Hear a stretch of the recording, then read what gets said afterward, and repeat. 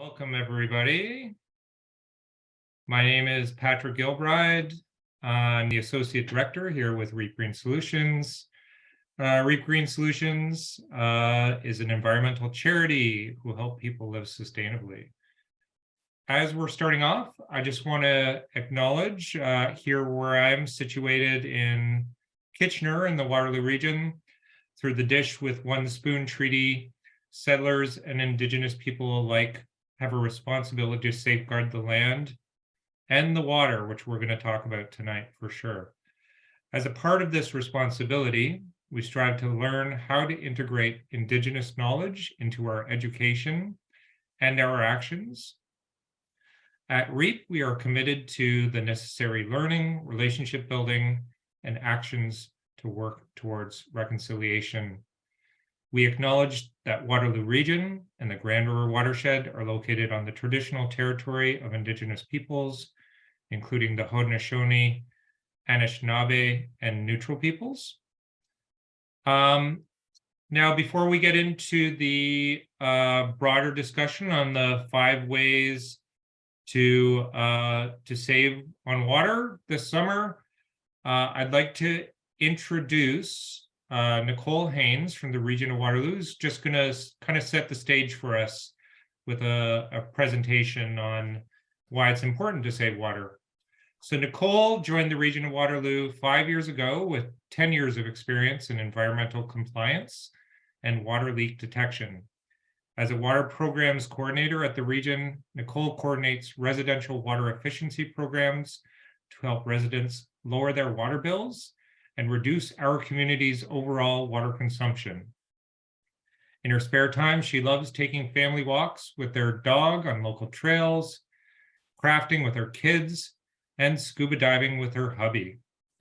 So you could say that Nicole is truly immersed in the water world. So Nicole, why don't I hand it over to you and we'll introduce the rest of our panel after your presentation. Okay. Hi, everyone. I'm just going to share my presentation screen for you. Okay, so I'm going to talk a little bit about the water resources that we have in the region and then talk a bit about the region's water efficiency programs. So in case you didn't know, approximately 80% of the region's drinking water starts off as groundwater, which is the rain or melted snow that soaks into the ground. The groundwater fills the tiny spaces between the sand grains and the gravel and the rock that make up the layers in an aquifer. And then we access this water either through a large pipe or wells that we put 30 to 90 meters into the ground to collect the groundwater. And this groundwater supplies about 120 wells throughout the region, or 120 million liters of drinking water to our residents every day. And then the remaining part of our drinking water comes from our surface water, which is the Grand River, and that's about 20%. This water is filtered for the sand, the silt, goes through our water treatment plant, and then it provides about 30 million liters of drinking water to our residents every day. And then once the water is treated and tested, the surface water is mixed with our groundwater and from the wells near the surface water, and it's distributed to our homes around the region. So while groundwater and surface water can be replenished, we need to ensure that as a community we have we're not using more water than can be replaced at any given time, and our water resources are limited, which puts a cap on how much water we can use at one time. So what does that mean, and why does it matter? Water conservation and efficiency plays a key role in ensuring our community has the water supply it needs to grow to support our growing population. It helps defer or avoid municipal infrastructure upgrades specifically to our drinking water supply systems, and reduces potential impacts our community's water use might have on aquatic ecosystems and wetlands. And every drop of water that we either use or that we waste has an environmental impact.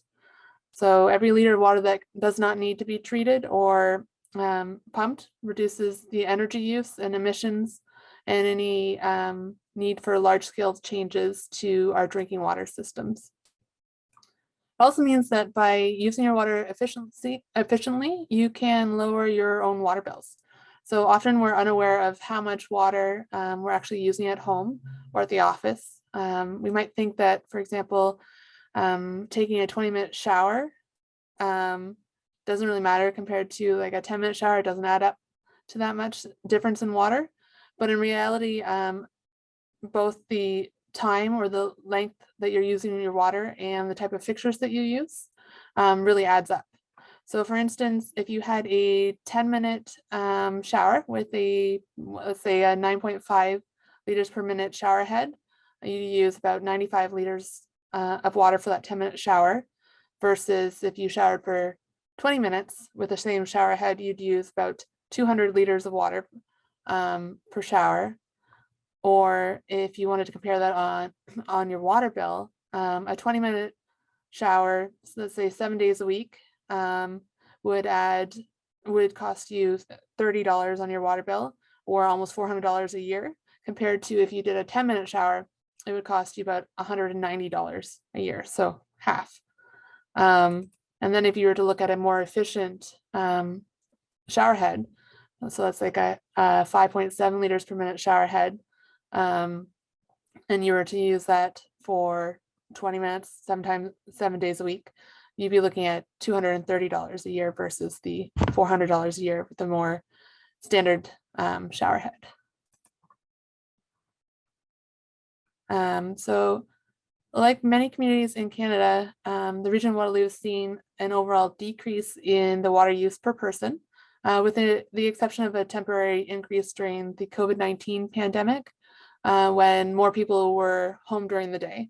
And based on calculations using municipal water billing data, we know that the average water use per month per person is about 4.5 to 5 cubic meters of water. Or if you have a family of, let's say, 4, it'd be 18 to 20 cubic meters per month, which is about 150 liters per person per day. And much of the decrease that we've seen in the region, you could attribute to big improvements in the water efficiency industry in general. We have more efficient toilets on the market, shower heads, washing machines, other fixtures and appliances. And there's also a general awareness of the importance of water conservation. So this chart on the screen shows the average water use in a household in the region per month. And if you wanted to know how your household compares to the average, you would open your water bill and you take a look at, there's a line on your water bill that says consumption, and it's in cubic meters. And you'll need to note if you're billed monthly or bi-monthly, because this chart is on a monthly basis. But let's say, for instance, it says that your water bill says that you're using 20 cubic meters per month. And you know that you have 4 people in your household. So you would take the 20 cubic meters per month and you divide it by 4 to get your per person water consumption per month. So if you were using 20 cubic meters per month and you're a family of 4, you'd be using about 5 cubic meters per person per month, which is about average. That's just a good way to keep track of how much water you're using at home. And then the region of Waterloo's water programs teams helps provide resources and programs to assist in smart water management, to not only conserve and protect our water, which is important, but also to help save you money on your water bills too. So some of the things you could do to conserve and protect your water at home would be checking regularly for leaks, like for instance, in your toilets, in your showers, your appliances, and improving water use habits and installing efficient appliances or fixtures. We can also manage what enters our wastewater and sewer systems to help protect the pipes and equipment supplying water to and from our homes and reduce pollution in our local environment. We can use outdoor water wisely by choosing efficient plants and following our water conservation bylaw. And again, monitoring your water bill on a regular basis can be a really helpful tool for determining if you might have a leak or faucet in, let's say, the basement was left on and you didn't know and it was having a slow drip, all of those can add up really quickly on your water bills. So by monitoring your water bill and looking at that line on your water bill that says consumption and tracking how many cubic meters of water you use every month, if you see a significant change, it's a good way to identify when you might have something going on in your house that you weren't aware of. So we have several water efficiency programs to help residents. We offer programs for single family homes, for multi-residential properties, as well as businesses and institutions. We have programs like our Wet Home Water Review program, which provides a free home visit for single, detached, and semi-detached homes, where a conservation expert assesses your home's water fixtures and appliances and discusses water use behaviors, and then makes suggestions on how you can reduce your water use at home and by extension your water bills. We have funding and rebates for large scale water saving projects in the commercial, industrial, institutional, and multi-residential sectors. We partner with community organizations like Reep to offer webinars on water use practices. And then we also have our water conservation bylaw, which has been in effect since 2005 and runs every year from May 31st to September 30th. So it's in effect right now. And it helps control our summer peak water demands and has helped reduce summer demands by an average of 8.5% each year. And just for reference, when we talk about demands, a baseline demand refers to the amount of water used in the region on a cold winter day. So when we talk about peak water demands, that refers to how high water use can go on a hot summer day. So before the bylaw was created, peak demands could go as high as 50% above the baseline as people use more water in the summer for watering and other outdoor activities. And our system, our water system has to be able to accommodate those high water use days. So during the summer months, the increased water use puts additional pressure on our water supply and distribution system. And the bylaw spreads out the unnecessary outdoor watering throughout the week instead of risking having everyone watering at the same time on the same day and putting extra pressure on our water system. And it makes sure that we have enough water available in case there are emergencies like fighting fires. So since the bylaw has come into effect, our peak demands have stayed at only about 25 to 30% above the baseline, which protects our short-term water supply, and it's helped educate the community about proper water use. Following the water conservation bylaw and including our outdoor watering tips as part of your summer water management plan can help ensure a more sustainable supply of water for all of us. And on the slide, there is a link that you can follow at regionofwaterloo.ca/conservation. And on our webpage, you'll find information about all of our programs and different resources for water conservation.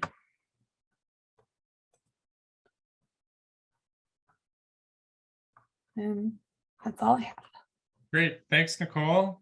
We haven't really even got into it, and there was a bunch of really good tips in there. Yeah, especially about peak water and monitoring your water bill. I think that's a good segue into the conversation we're going to have tonight. So I wanted to introduce my colleagues, Becca Robinson. Becca, I'm not sure what your working title is for the purpose of this webinar.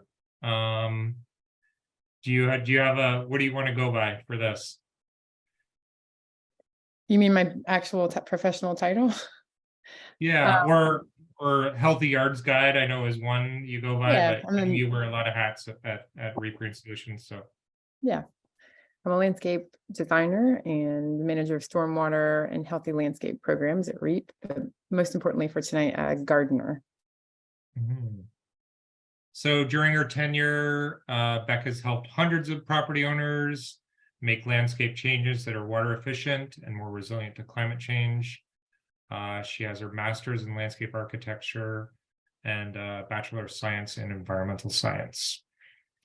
And I'll also introduce another of my colleagues, Aaron Boonstra, who's one of our arborists, and for the purpose of this conversation, also our expert on lawn care as well, and has worked in the landscape industry in previous life. So Aaron obtained his Bachelor of Science in Environmental Science from UW, where his love of nature started. He became an ISA certified arborist and now works with Reep to facilitate their backyard tree planting program. He also performs work related to the conservation of mature trees, water protection and conservation, and environmental education and outreach. So just a reminder, please do submit your questions at any time. We will have a Q&A at the end, but we want to keep this an informal kind of conversation. So if you have questions that are relevant, feel free to pop them in the Q&A function, and we'll try and answer those at the pertinent time. So why don't we get into it? So the title for this event is the top 5 ways to save on water. And I should maybe start with a little bit of a confession that we're cheating a little, and we're going to talk about 5 different categories of how water is commonly used in people's yards, and then drill down a little on each of those topics to try and provide some greater insight on opportunities to save on water in each of those. So in reality, you're probably getting more than 5 ways. You're getting some bonus ways to save on water. So the first question I'll direct to you, Nicole. I know this is a question we get a lot and is a hot topic. The region has had rain barrel sales in past years. Are you planning one this year? Why or why not? Why don't we start there? Okay. So years ago, the rain barrel program was meant as an introduction to water conservation for our community, not to compete with retailers who sell them. And we're currently shifting our focus away from rain barrel sales onto other sources of water savings, like our home water review program and our water conservation bylaw. And at this point, we have no plans for future rain barrel sales. You can check out local hardware stores. I know that the rain barrels can be a bit expensive there, but you can also look check out rainbarrel.ca for charity sales. And then if we ever come across any fundraisers or charity events for rain barrels, then we always post them on our website as well. Okay, I'm sure that'll get the juices flowing in terms of the Q&A. So like I said, feel free to submit those. Why don't I pass it over to you, Becca, to talk about a little bit more about rain barrels, because I think because of the region's sales in the past and the success that they've had, people have sort of a kind of one idea of what a rain barrel is. But I know there's a lot of different options on the market there. So what do you recommend in terms of rain barrels? How do you think about rainwater harvesting more generally? Yeah, thanks. So as I mentioned before, I am an avid gardener, but I'm also an environmentalist. So I love exploring ways I can do both of those things. So I want to garden. I want to have healthy, beautiful plants in my yard. Often those plants need water, especially through periods of drought like we've already had this year. And so it's important to get creative about how we can capture water that's falling in the form of rain and save it so we can use it during those long drought periods. So I just gathered a few photos here of different projects I've been a part of, or Reep has been a part of, to show some different configurations of rain barrels. And then beyond this typical rain barrel like you see here, I can show a few other types that you might not find in your hardware store that may be of interest if you're really going to dig into this topic. So rainwater harvesting simply is gathering rain coming out of a downspout and collecting the water flowing off of your roof during a rain event and saving it for later. These rain barrels I'm showing here store about 220 liters each. And so right now, I'm assuming everyone's from this area. At my house in Kitchener, it's pouring rain. So my rain barrels, if they were empty, let's say they were empty earlier today, they'd be full by now with the rain that we've had just in the last hour or so. So for people who are really wanting to save a lot and water expansive garden areas, you may want to consider multiple rain barrels, which you can see in the right.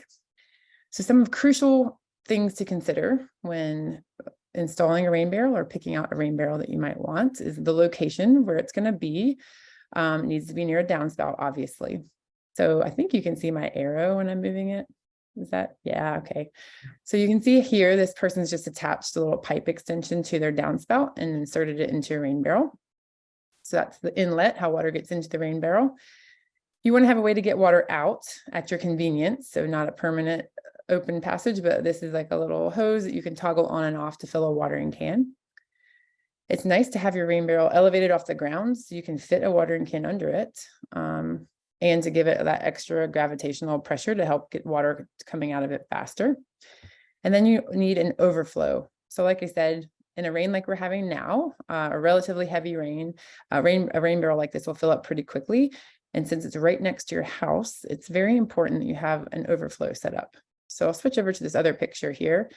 You can see in the back of one of these, there's a black hose coming out of the rain barrel, and that's the overflow. So when the water reaches the top of the rain barrel, it comes out of that pipe and it's directed, in this case, it's directed under the sidewalk and exits into this garden. I go to houses all the time, do visits on healthy landscapes and see people who are having issues on in their foundation or heaven forbid in their basement. And sometimes it's because they don't have an overflow on the rain barrel and it's just spilling over against the foundation of the house. So the overflow is the most important part.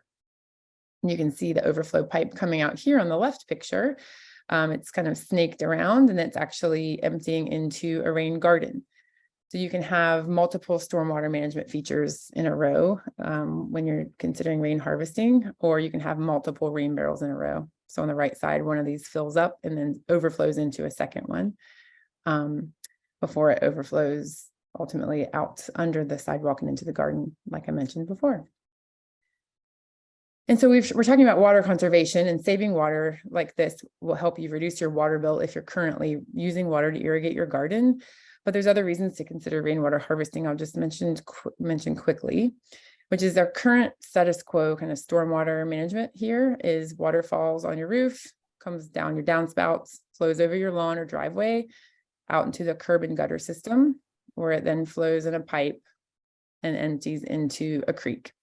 So we have no real opportunity for water to slow down or get filtered by the soil or recharge the water table, which we've learned already tonight is an important source of our drinking water.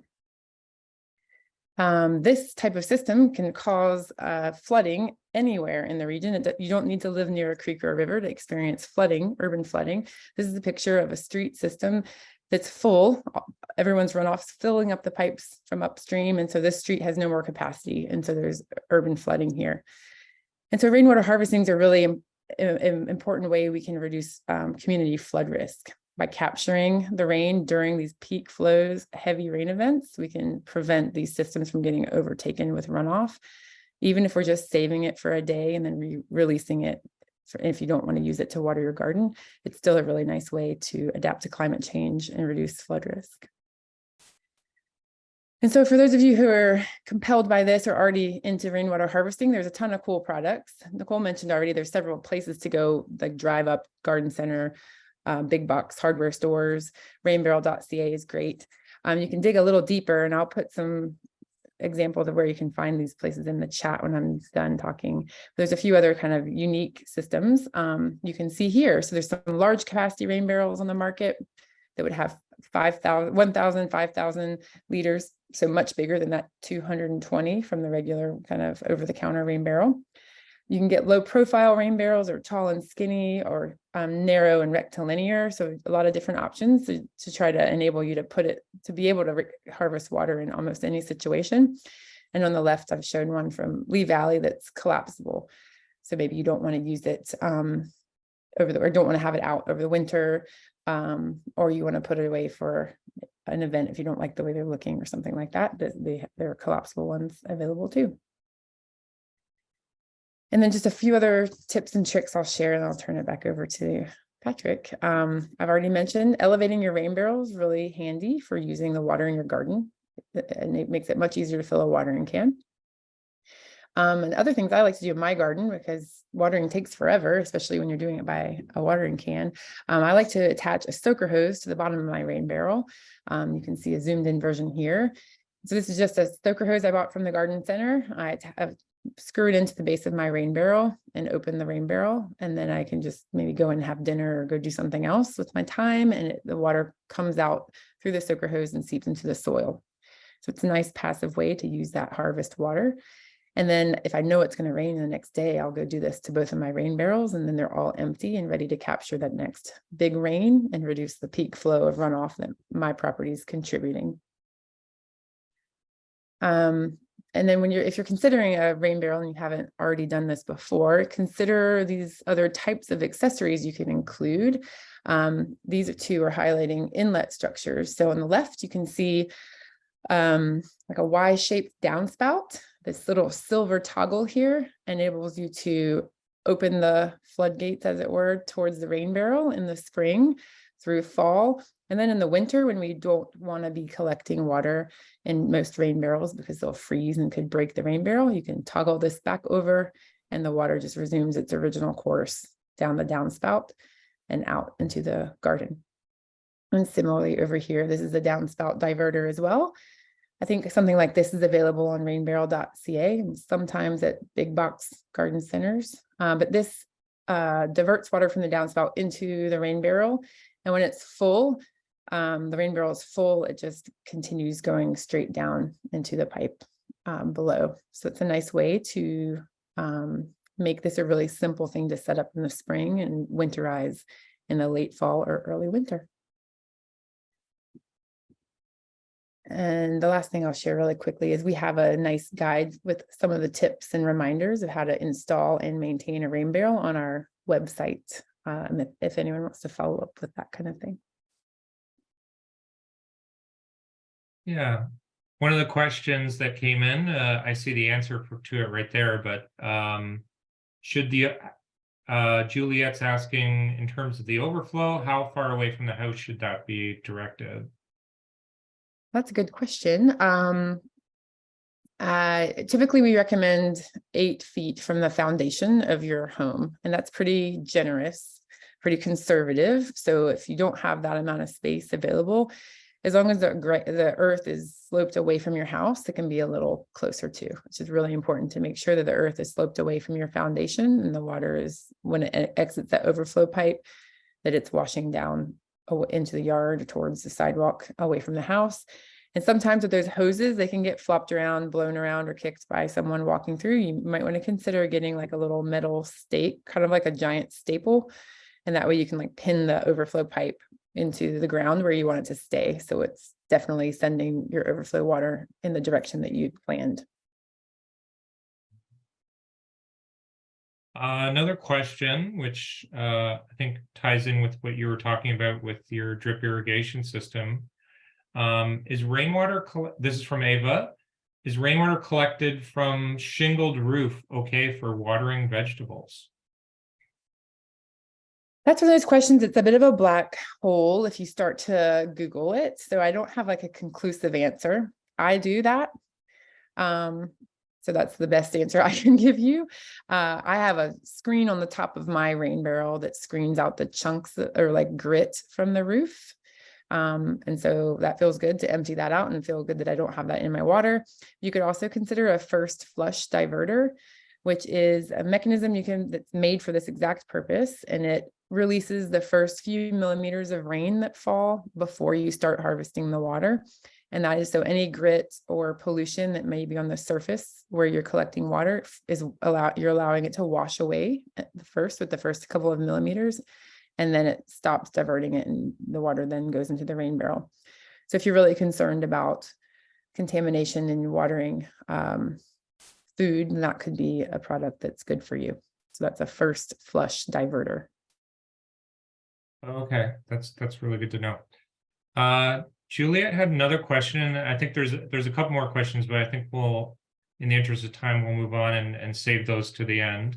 But Juliet's wondering, how should a rain barrel be stored for winter? Mm-hmm. Now there's a few rain barrels out there, one of which I showed earlier, which can stay out over the winter. These are more expensive products that most of us don't have. I definitely don't. The one on the right is the kind of typical, least expensive, but really good rain barrel. And that you don't want to leave out over the winter full of water. The freeze and thaw action will break all the pieces and could crack the rain barrel. And if you're replacing and throwing out rain barrels, or kind of environmental impact is not worth anyway, it gets to be a moot point at that point. So I just divert the water back into my downspout, and I allow the rain barrel to empty, and I flip it over and leave it in the same spot where I had it. Or you could put it in a shed or something like that. It doesn't necessarily need to be covered. If it's flipped over and empty, that should be sufficient. Okay, thanks, Becca. Yeah. We're going to move on to our second way, the top 5 ways to save on water. And I think now is an opportune time. We have some poll questions prepared. So I'm going to send this out. Hopefully that's appearing for people. So the question is, are you aware of the region's water conservation bylaw? Other than obviously Nicole's presentation, think back to earlier tonight when you before you logged into this presentation, and let us know. Are you aware of it? Are you not aware of it? And we'll give it a few more seconds. There's still some people sort of entering in their answers.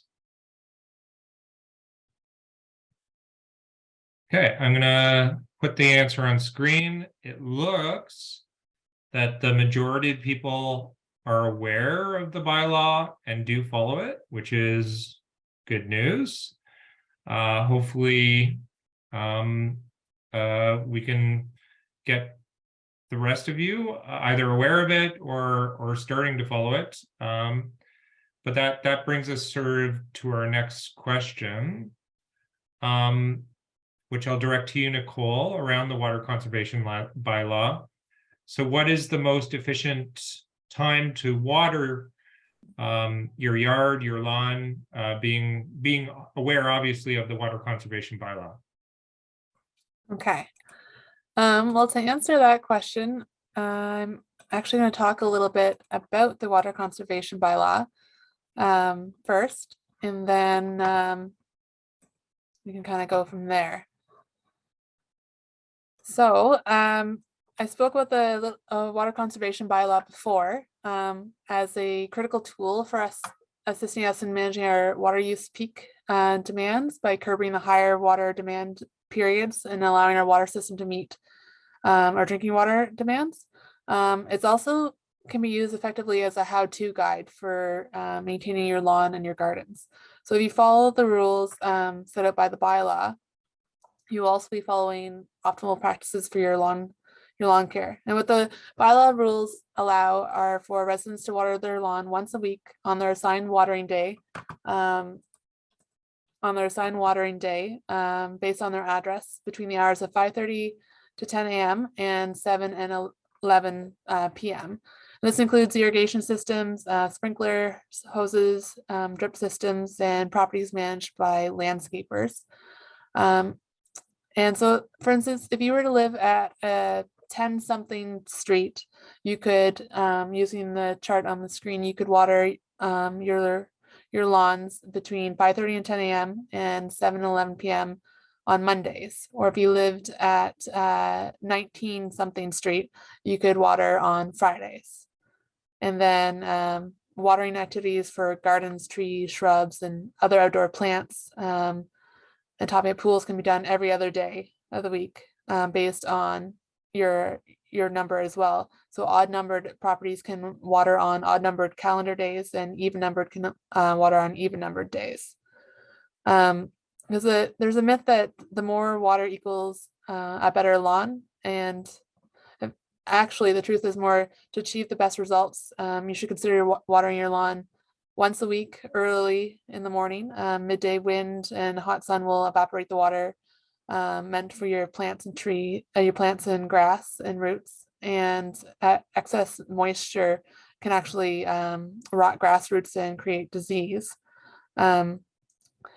There is a little catch-all. If you are looking to plant seed, sod, or nematodes, we do have special watering permits for those.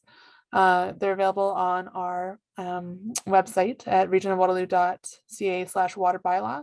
And so if you're applying seed or sod, you can fill out an online application form, and it grants you 2 weeks of more watering time. So essentially, for the first 24 hours, you could water anytime, doesn't have to be between any specific hours. And then after that, you would water over the next 6 days. You could water every day between 5:30 and 10 a.m. and 7 and 11 p.m. And then after that, the next 7 days, you'd water on odd or even calendar day based on the last digit of your address. Again, between the 5:30 a.m. and the 10 a.m. or the 7 p.m. and the 11 p.m. And if you were to be applying for a nematode watering permit, you can apply for those online as well. And that gives you extra watering time for the first 24 hours after your application, and then between 5:30 and 10 a.m. and 7 and 11 p.m. For the next 6 days following when you put the nematodes on your lawn. And so all of our water conservation rules and regulations and any frequently asked questions are all available on our website at regionofwaterloo.ca/water bylaw. And we strongly recommend that you follow those as a sort of a how-to guide on when to water your lawn. With a growing population and sometimes an unawareness about the bylaw, or with many newcomers to the area, we are finding that it's always helpful to have more ambassadors to help us promote the bylaw. So if you see neighbors watering and it's not their watering day, or if you feel comfortable talking to them, maybe ask them if they're aware of the water conservation bylaw, and you can refer them to our website. Or if you want, you can have them email us directly at watercycle@regionofwaterloo.ca. Great, thanks, Nicole. I think we're going to move from that. That covers really thoroughly when to water, not only to stay in compliance with the bylaw, but also in terms of best practice for your lawn and for your plants. We're going to transition into how you water. So feel free to jump in, Aaron, or another question we had was just in terms of the frequency of watering, speaking more generally, if you could speak to how to maintain a healthy lawn. Yeah, those are some good questions. So I'll kind of jump into the first part here, which kind of involves determining what kind of soil you have. So there's really 3 main types of soils: a clay soil, a loam soil, which is kind of a mix of clay and sand, and then more of a sand soil. So if you don't know what kind of soil you have, it's pretty easy to determine. You can do a bit of a smear test, like what's shown in the slide right now. Clay will be smoother between your fingers and do a bit of a longer smear. And a sand will feel a lot grittier and not really smear on a paper or anything. And then if you have a mix, that loam, it'll be a kind of more in between. So yeah, a clay soil will be more compact and have more organic matter in it, so it'll drain more slowly. So that'll affect how frequently and how deeply you need to water your lawn, while a sandy soil has more pore space in between the grains of soil, so water will drain through really quickly. So for a healthy lawn, you want to be watering deeply and infrequently. That encourages the grass roots to grow deeper, which gives them access to water for longer. So the amount of water that classifies, deeply and infrequently will change kind of based on that soil type. But you can check, even if you're watering your lawn, just, get a spade or a trowel or something and dig up a small section, and you can see kind of how deeply that water is soaking in. If it is a clay soil, it'll take a little bit longer for water to sink in, and you might notice some puddling or ponding on the lawn. But if it's sand, you can really kind of track how deep that water's getting fairly quickly. You could also use what's called the tuna can method. So that's where you place something like a tuna can or like a small Tupperware on the lawn where you want to track your watering. And you can see how many inches of water you're kind of giving to the grass, kind of watching that can fill up. So really you want to be watering to a depth of 3 to 4 inches or so. And that'll encourage the roots of the grass to grow down that deeply as well. Another handy tool that you can use is this soil probe, something like this. So you just kind of stick something like this into the soil. You can tell how far down you're going, what your soil is composition is, and kind of how far deep that water's getting. So I'll just kind of move ahead here too. There's a bit of a myth with irrigation systems. They can be pretty complicated and efficient to make or expensive to maintain. So really, they're not much better than just hand watering with like manual methods. So that's usually what I recommend. If there's ever a leak, that can be pretty expensive pretty quickly. And if any of those heads get damaged with something like a lawnmower, that can also be costly to replace.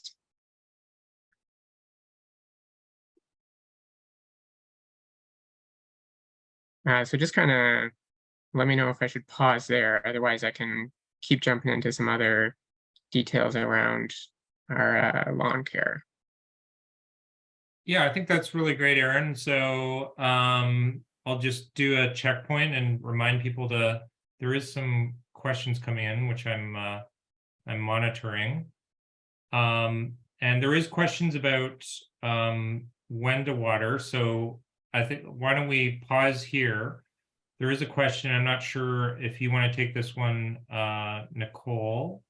So there's Anna, who lives in a condo complex, and watering times, how do they use? Do they use their address or their unit number, or how do they know when to water if they're in that situation? Well, if you're in like a townhouse or a row complex or a condo, and we go by the unit number, not the address for the whole complex. It's your individual unit number. Okay, great. So yeah, we talked about, in terms of our top 5 ways of saving on water, we talked about rainwater harvesting options, rain barrels. We talked about when to water and how to water. And then a specific topic, which Aaron, I think you're launching into, is about lawn care specifically. So how would you recommend not only to maintain a healthy lawn, but how do you maintain a healthy lawn that uses less water? Yeah, so I was kind of getting into that with like establishing those grass roots to be around 3 to 4 inches.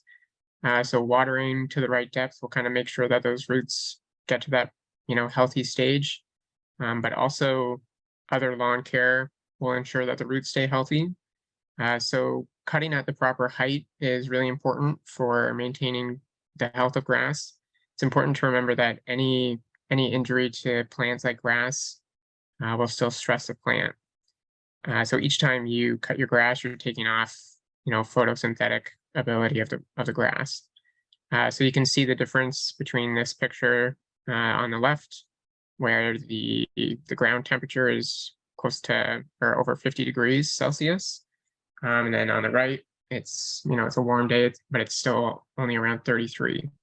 And that's just a difference of 1.5 inches or so in the mowing height. So you may know, if you keep your grass really short, if even over the last month or so, grass is starting to go brown. You haven't been having enough grass or enough rain, so it's going to dry out a lot quicker and lose moisture more quickly. A good kind of rule of thumb to stick by is that you don't want to be taking off more than 1/3 of the leaf of the grass. So if you measure it and it's, 6 centimeters tall, you don't want to take off more than 2 centimeters or so. So it's easy to fall behind in the spring when the grass grows really quickly. But yeah, try to keep that in mind.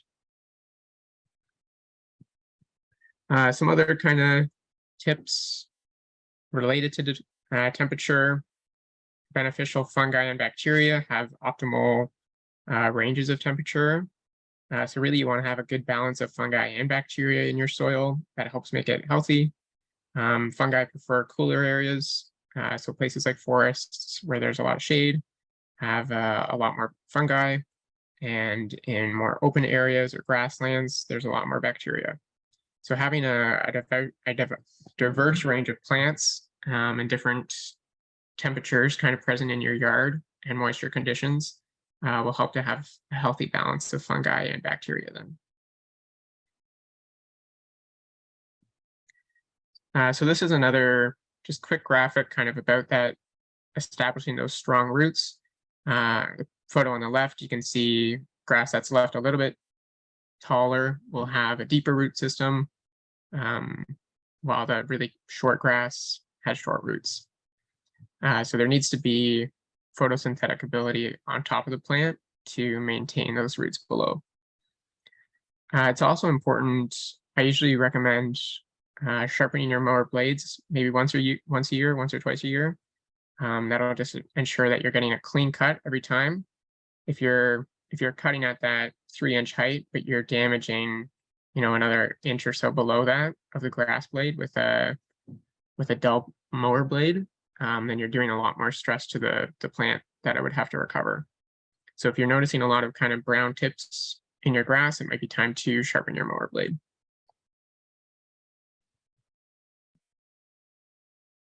So like I mentioned a little bit earlier, cutting grass is still going to stress the plant, and we're kind of finding that optimal level of stress that the plant can handle that will make it produce new plants, keep a dense, healthy lawn, but not overstress it and lead to die off. So different grasses produce offspring in a number of different ways. These are the 3 main ones here. So there's rhizomes, stolons, and kind of like a tuft or seed formation. So rhizomes and stolons involve new plants forming through kind of like root connections. Rhizomes are underground and stolons are above ground. And then that last one produces a thicker tuft of grass with another picture there. So you can notice sometimes different tufts of grass growing in your lawn. And that's just the plant producing new leaves, which is a good sign, and will help have a dense, healthy lawn. So one other thing to keep in mind when you're cutting your grass is to not mow when it's dormant. So it's easy to remember in the winter, obviously, but grass can also go dormant in the summer. That's when it starts to turn that kind of brown or pale yellow, and the plant doesn't have much activity during that point.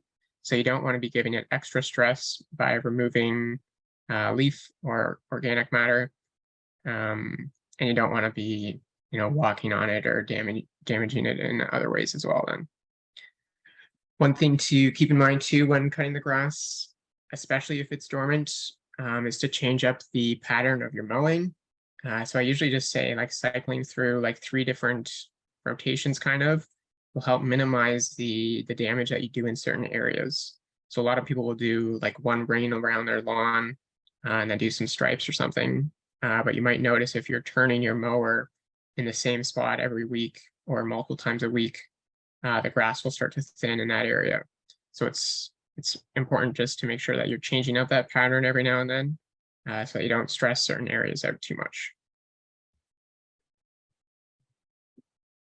So those are kind of my go-to tips for grass cutting and grass maintenance, and all of that will help keep your lawn thicker, have healthier roots, and like we said earlier too, letting the grass go dormant during the summer is totally fine. You can kind of, if you're worried that it might be approaching that point of die off, you can kind of get on your hands and knees and take a closer look into the grass. And if there's still green at that like first centimeter or so right near the base, right near the soil, then the grass is fine, it's still dormant. But if you're seeing no green at all, then it is starting to die. And I'd say then you have to boost up the watering a little bit and try to keep it throughout the summer. Right. Yeah. Really good tips, Aaron. I really like the idea of the aesthetic of a striped lawn. I Yeah, think we should that's see more a of that. classic. That's so one question quickly though, like we shouldn't mow when it's like this. Should we water though? That's a good question. I usually would recommend, if you're okay with your grass going dormant over the summer, you can try to give it one last boost. So usually we get some more drought-like conditions through July and August. So if you have a decent amount of water, maybe right at the end of June, to really help establish those grass roots going deeper, then the grass will last a little longer throughout that dormant period. So it can be, several weeks where the grass can be, starting to go brown and be dormant and then bounce back in the fall.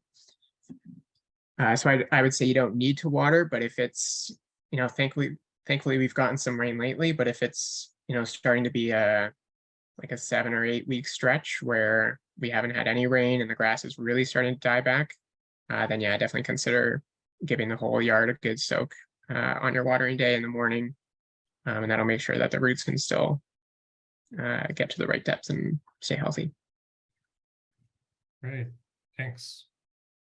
So we're getting close to an hour. I know everybody can kind of stick around. We're only on the fourth, or moving on to the fourth ways of saving on water, and this one's I think one of the most exciting ones. We're going to talk about gardening and how to reduce the amount of water based on other types of plants besides grass. So just wanted to do that time check in case people have other commitments, but we're going to keep going. We want to get through these. And like I said, please, part of that is because we're taking questions throughout. So feel free to send your questions. We'll stick around as long as we can. So the next question we have was around gardening. So I'll throw it over to Becca. And if she has any tips on plants that use less water. Yeah, thanks. So those are lots of great tips on how to conserve water and maintain a nice, healthy, attractive lawn. And I'm going to talk about something else for those of you who maybe aren't up for that or don't want to have the dormant look, even if the grass is still alive. And that is more native planting in your landscape. So you can see here 2 examples of residential landscapes, and one would require much less water to look this way than the other. And you can probably guess it's the one on the right. So I'm not shading the concept of lawns. I have some lawn in my yard, but if we start to think about lawn as a really useful plant for certain applications and not the default ground cover, then we can conserve water by growing plants that are just naturally more drought tolerant, and native plants that have evolved here in our climate over time are more naturally drought tolerant and can withstand longer periods of drought than the grasses we find in our lawn. So again, it's totally fine to have lawn, but maybe consider how much you need and for what use, and then fill in other areas with more native plants like you see here. Oops. And so just to quickly give you an idea of what native plants are versus the lawn, you can see on the far left here, a little green squiggle and a little black squiggle under it, and that's grass that you would expect to find in a lawn.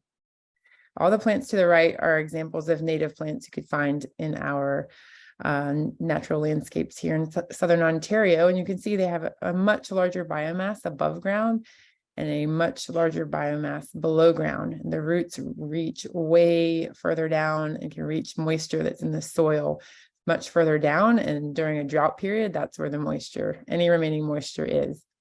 So you can see here on the scale that the numbers are in feet. So some of these plants go down 14 or 15 feet. So I just planted cylindrical blazing star in my yard this spring. It's not that big really on top, but I better decide if I'm going to ever move it again, because look how deep the roots go. So that's really cool that our plants are adapted to reach that far down into the ground to access the water. that's remaining in the soil during some of our hot, dry summers. And so I do yard consultations all over, mostly in Kitchener, but all over Waterloo Region for different types of properties. And many people want to do this, and they are open to having more native plants. People care passionately about pollinators and want to do something in their yards to help. But often people are overwhelmed and don't know where to start. Or they say, I don't want any grass, but it's a really big area. And without having like a design background, it's difficult to figure out how to start.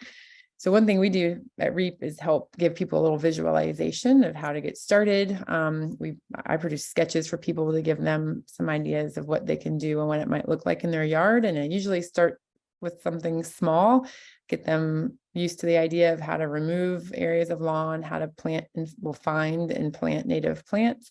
And then year by year, you could keep expanding. And as you get more comfortable with this kind of gardening, get rid of more grass. So I'm just going to show you a couple of common ways I think it's nice to get started for people who are new to this idea. And that's kind of building off what you already have. So here's an example of a project we did this spring on a landscape that had nice foundational plants and a lot of lawn. And so they wanted the property owner wanted to remove some of the lawn and do something to help pollinators. But that kind of goes hand in hand with creating drought tolerant landscapes and planting native plants that are blooming and offer sources of nectar all year, well, 3 seasons, hopefully. So this is a nice tree that was existing in the landscape, surrounded by lots of grass. And we just expanded that tree circle that was already there by 1 meter all the way around, and then planted shade tolerant, pollinator friendly native ground covers in the tree circle. So the tip there is find something you already have in your yard that you love, that's working for you, and expand whatever that is to make way for some opportunities to plant native plants and to reduce your lawn a bit. The other example I have is building off foundational planting you may already have. So this is the house that has nice foundational shrubs, which is often what people do right away when they move into a house or build a new house, put some shrubs up against it.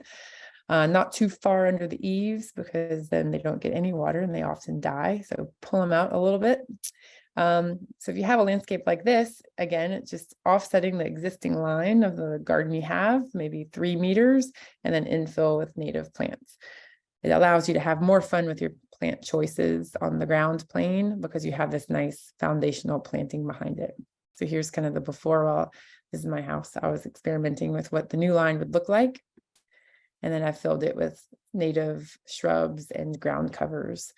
And this took a little while ago, but the plants are all much bigger now and in bloom. Many of them are in bloom. So it's an exciting, more dynamic garden space now. And it's definitely better for pollinators. I can just tell walking through it that there's way more insects in the area than there were before. So again, expanding the existing garden lines you have and like, just offsetting them 1 meter or 2 and planting some natives. And then another example of a garden that was full of daylilies. So a beautiful plant, but isn't native and maybe doesn't offer the same source of nutrition for local or native pollinators as our native plants. So this was a garden that was, like I said, full of daylilies. We thinned those out a bit and created some more space in between clumps of daylilies and then planted in native plants. So now you see kind of a rhythm of the daylilies going across, infilled with butterfly weed and little blue stem, and cardinal flower is in there as well. So mixing in natives that coordinate with the plants you may already have and love.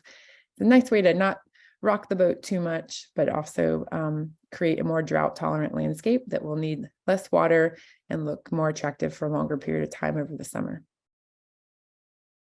I've included a few more images I'll skip based on time. But so if you're interested in this idea, the 2 best resources I can give you to keep it simple are the Canadian Wildlife Federation Native Plant Encyclopedia.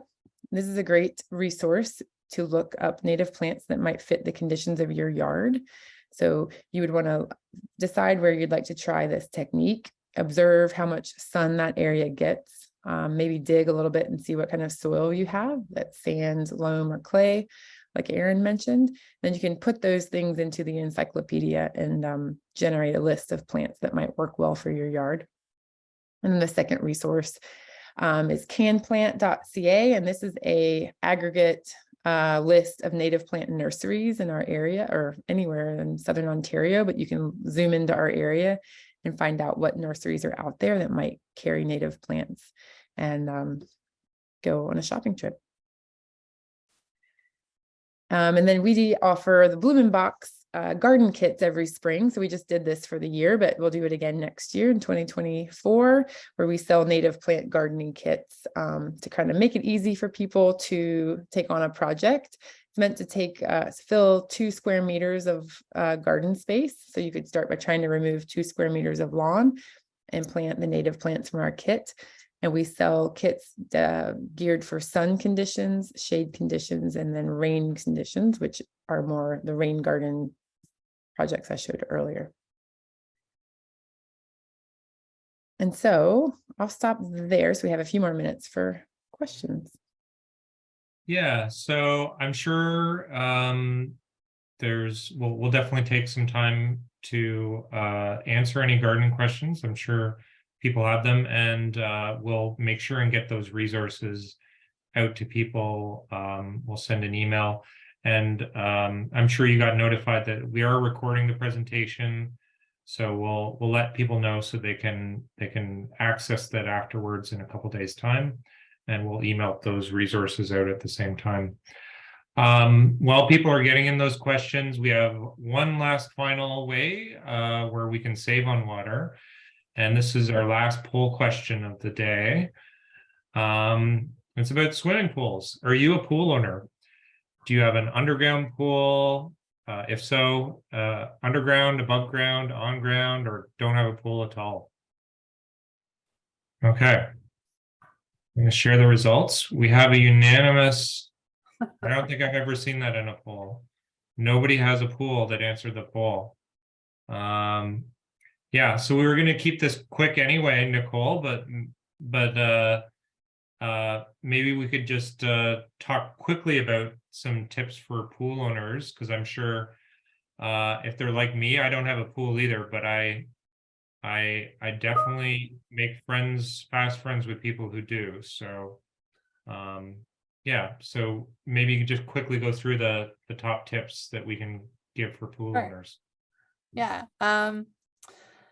Well, the leading cause of water loss in residential pools is evaporation. So if I was to pick out just a couple quick tidbits on how to reduce your water loss from pools, would be use a pool cover. An uncovered 500 square foot swimming pool could lose more than 45,000 liters of water per year due to evaporation. So that could cost you several $100s in wasted water every year. Using a pool cover is a really effective way of reducing this water loss and saving money on your water bills. You can limit the number of backwashes that you do. And then one of the myths is that pools are a closed loop system and never have leaks, which is not true. Pools can have leaks.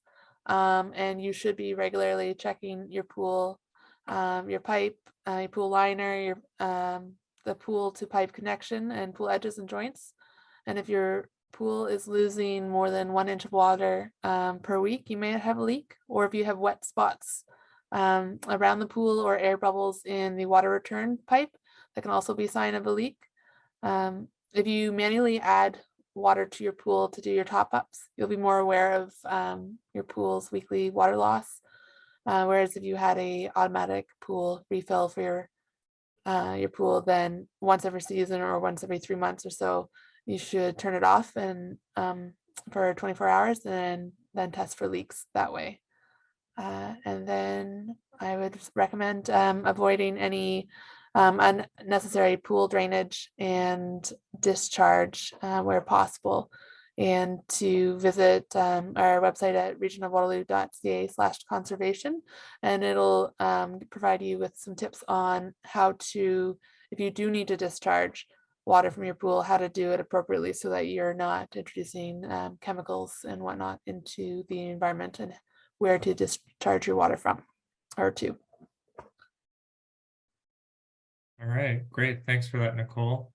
So I don't see any more questions, but in order to give people an opportunity, maybe I'll ask people what their favorite native plant to plant is, and I'll start with Becca.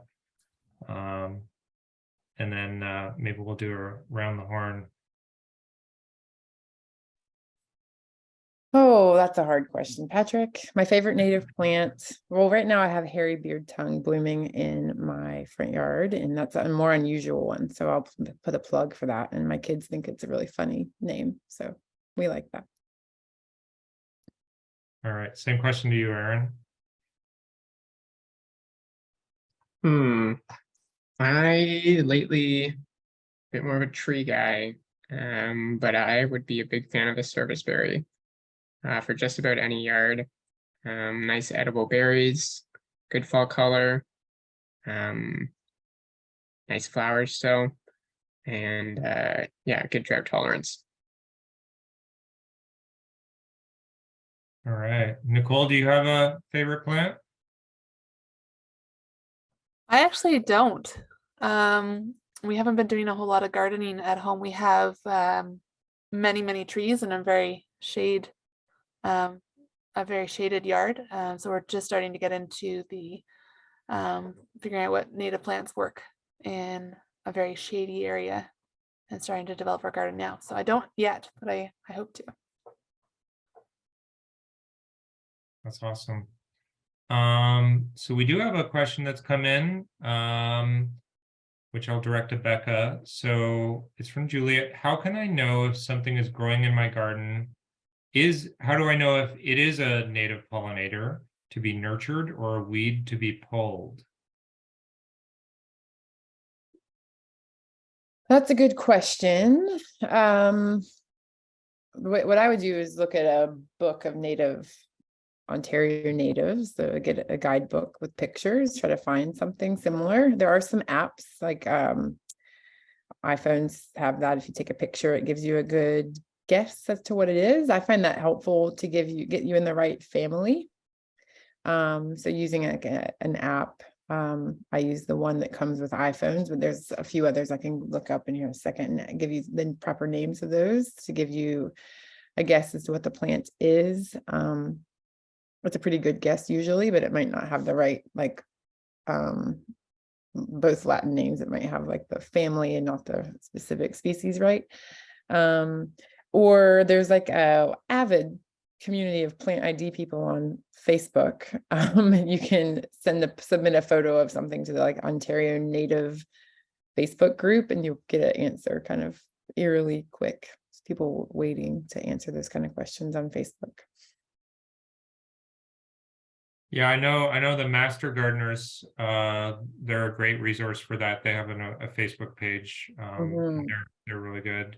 The Grand Gardeners group on Facebook as well, if for the people on Facebook, is another great sort of community of gardeners for that's a resource for that too. Yeah. All right. So thanks everybody. I think we'll leave it there. If there is any more questions, Nicole, what's the email you provided at the region again? Watercycle@regionofwaterloo.ca. Okay, great. So like I said, we'll wrap up there. I noticed a couple questions come in around water softeners and indoor water use. We are going to have another one of these webinars. We're going to talk a little bit more about water inside the home. That's going to be in October, so please stay tuned for your email to watch that. And after you close out, there will be a survey that pops up that'll give us feedback on this webinar. So we'd really appreciate you giving any feedback so we can make these as useful as possible for you going forward. So let me just wrap by saying thanks again to all of our panelists, Becca, Aaron, and Nicole, and the region of Waterloo in particular for helping us, partnering with us to bring this webinar to the community. So thanks everybody, and we'll talk again soon.